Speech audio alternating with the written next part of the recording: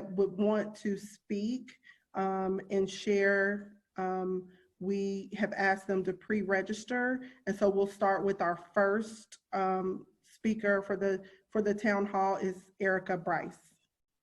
Hi, and thank you, Councilwoman Robinson. Really appreciate this opportunity.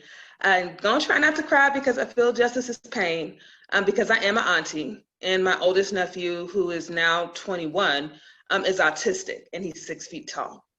And he cannot respond the way that some people think that he should, especially when he's under stress. So I do fear. The minute that he got taller than me, I was extremely scared. The other light that I want to bring to this, though, is that we have an opportunity, but that if we don't take this opportunity, this is going to happen again.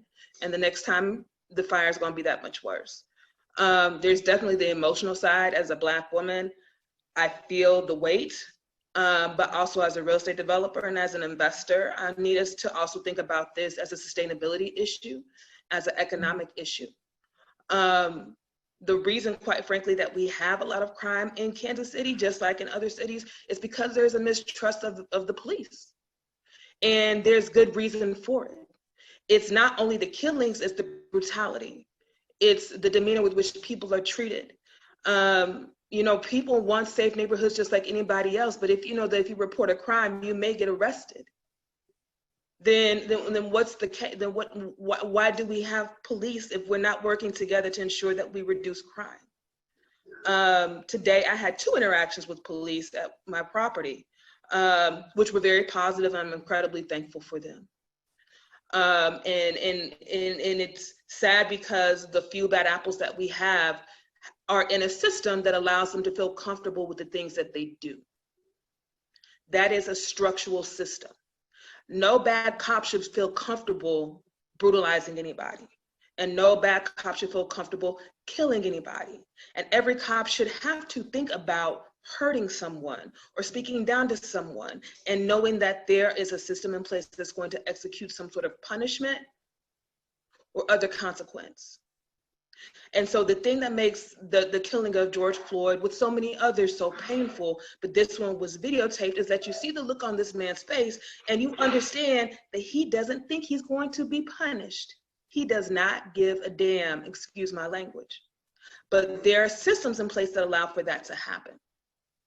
And so there has to be immediate action that takes place. Immediate action that also extends to how some protesters have been treated thus far. There have been some great stories, there have been some not so great stories that have been documented. And we have to be able to build back that trust.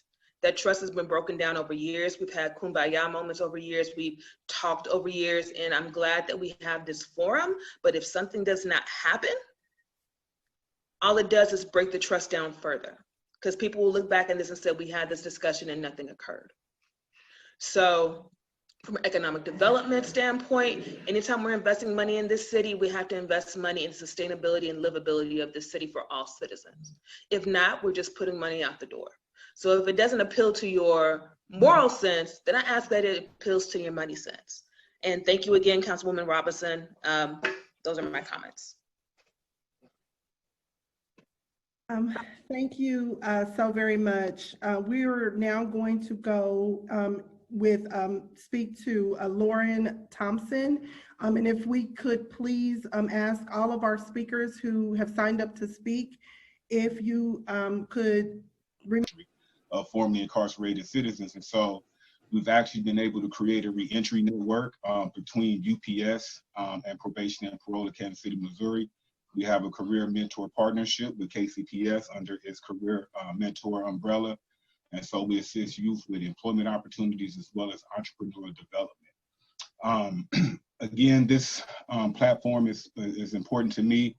I'm a returning citizen. I just served 5 years for a conspiracy to distribute cocaine. I was released March 22nd, 2018, homeless, geographically displaced. I'm originally from Los Angeles, California. I grew up in the Crenshaw district, same neighborhood as Nipsey Hussle. So I have been a part of the social movement and the police brutality for some time. What I would like to offer or suggest is a focus on the KC playbook. seeing a way to make that more available to community members to be aware that they can provide feedback and to a strategic outreach plan over the next 2 years, and that their voices could be heard that way. Also, we have a board member, Dontavius Young. He's a small business owner of Equal Minded Cafe and Event Center here in KC-Mo on Truce. We would like to offer our space to participate in a community conversation with the police, the mayor, and local, and elected officials, as well as potentially look at developing a workshop on police engagement and partnership with the police. Because for me, it seems to be a tremendous issue in having all of your credentials at the pullover, but still ending up on the pavement, right? And so we would like to see if we can eliminate that part of the interaction. Also, just an idea throwing out there to the city, maybe we know that generally police don't live in the same communities that they police. Maybe we could look at, an incentive for them to live in those communities. And so if you all want to provide me with any feedback, you can reach me at www.swaginc.org. Thank you, Councilman Robinson, for this platform and for what you do in the community. We really appreciate it. Thank you so very much. Now we're going to go with our next panelist.